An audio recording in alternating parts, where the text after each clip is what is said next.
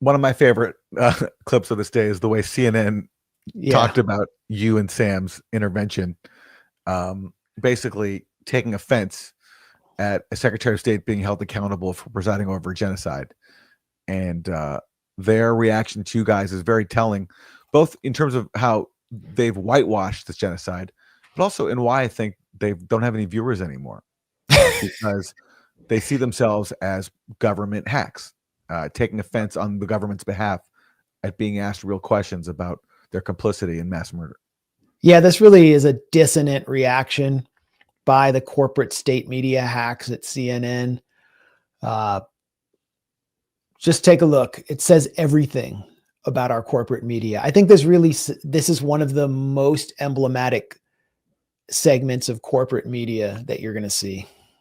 As you heard, he was repeatedly interrupted by some cringeworthy heckling by activists. I mean, we were both sitting here pretty stunned, frankly. This is supposed to be a press conference with a room of journalists.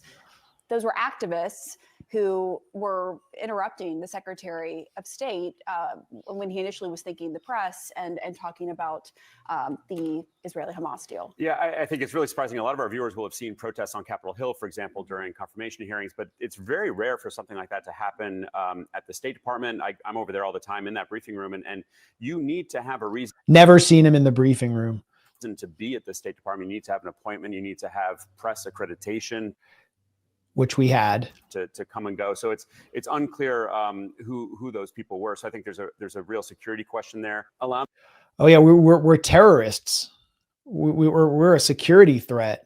Me to be cheesy for a moment. This is a testament to American democracy and yeah, you're cheesy. The way that American administrations approach their press rooms. They give accreditation to a wide number of journalists, and increasingly what I would call less mainstream journalists, more opinion journalists, who have the opportunity to go to the State Department, to go to the White House, and to ask questions of the representatives of that administration. So I'm always amazed by whenever I go to these different press rooms. Max, pause for a second. Who's actually sitting there. He's bragging about American democracy while this on screen they're showing a journalist being dragged out of the room by 3 police officers. It's like, pick your moment to be cheesy. Or just, I mean, what are we protesting? Yeah. Who, I mean, there's so much you could say. Why did Biden lose the election? Because people share our outrage at this policy. And no one could address it inside the room. It's not just Americans, it's people from all over the world, from Turkey, from China, from South Korea, who get to ask questions of people like Matt Miller at the State Department or Karine Jean-Pierre at the White House. Jean-Pierre. And so there's a relatively open policy for now in these different press rooms. As they're dragging a man from the press room. It's, the dissonance is so funny. He doesn't even acknowledge Sam as as a journalist or as a person worthy of respect. So it doesn't occur to him that he's like kissing the feet of the state while the state is dragging out a journalist, because to him that's just totally normal. It's pontificate about it. I mean, you can see another angle of Sam here. You are hurting me. You are hurting me. You are hurting me. I am asking questions after being told by Matt Miller that he will not answer my questions until I'm asking questions. Wasn't. Yeah, once again, I mean, Sam was asking a question and then he stopped talking. He stopped saying anything. And that's when Matt Miller sent in these cops to remove him because they don't want those questions to be allowed there. Just as they don't want any dissent to be taking place inside the State Department.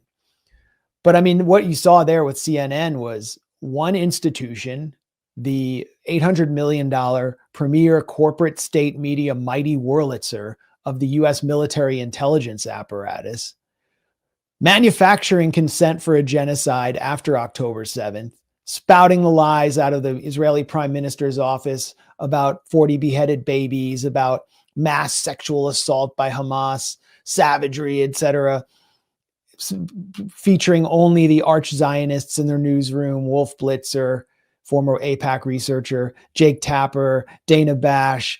And then at the end of the whole thing, when the ceasefire is right there, ready to be signed, they start running cover to prevent accountability for one of the key authors of that genocide. And that's what it's all about for CNN. The only time they challenge policy is when it doesn't go far enough in the service of the military or Wall Street. That's the only time they do it. And everybody sees that. So, I was also, MSNBC also carried my interruption. And I think it's great that I finally got back on MSNBC after all these years. I was once on Maddow like 20 years ago. Too bad nobody was watching, because nobody watches MSNBC. There's like 20 boomers watching that. CNN also, just again, we're probably missing a lot, but they also spun the lies about Al-Shifa Hospital. The fake claim of a Hamas command center under Al-Shifa, and that paved the way for Israel to destroy Gaza's largest hospital and then proceed to destroy and target every single other hospital in Gaza. That was CNN as well, along with many other outlets. The host, Dana Bash, basically constantly claiming is that Jewish college students in the U.S. were facing another Kristallnacht type situation, on and on and on. So that's CNN. And so no surprise that they're offended by journalists actually trying to hold Antony Blinken to account. Yeah, Reuters did a pretty fair write-up, but if you look, I don't know, can you see this on you can't see it on StreamYard, but if you look at the URL of this, there's some nice ping pong tables for sale.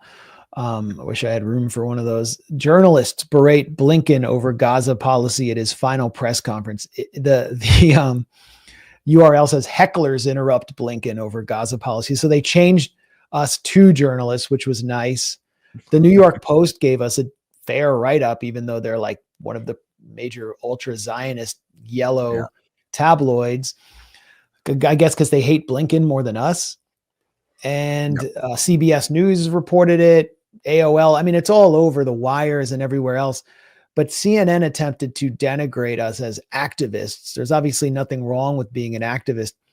But I think me and Sam Husseini have more real journalistic experience than that bottle blonde hack and that blow-dried himbo in there, who's obviously like some kind of State Department asset. He's like posing as like the State Department spokesman.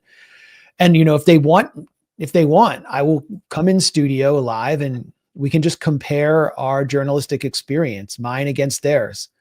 And we'll talk about who's opinionated and who's objective. I think that was one of the more revealing comments too, is that we're opinion journalists. CNN, they don't have opinions there. Like the opinion on CNN was kill, kill, kill, kill, kill after October 7th. It wasn't really something they were holding back. Yeah, and they're activists. What is Dana Bash or Jake Tapper other than a full-on activist for Israel? When they devote all their segments or most of their segments on Israel to spitting Israeli propaganda, that's activism. CNN by definition is an activist network. And again, nothing wrong with being an activist, but for CNN to use that in a pejorative way when simply Blinken's being asked questions that other people, including the activists at CNN, won't ask, they're just revealing their own activism on behalf of Israel. Yeah. And that's over. It's over. Like nobody believes them anymore. Yeah. It's just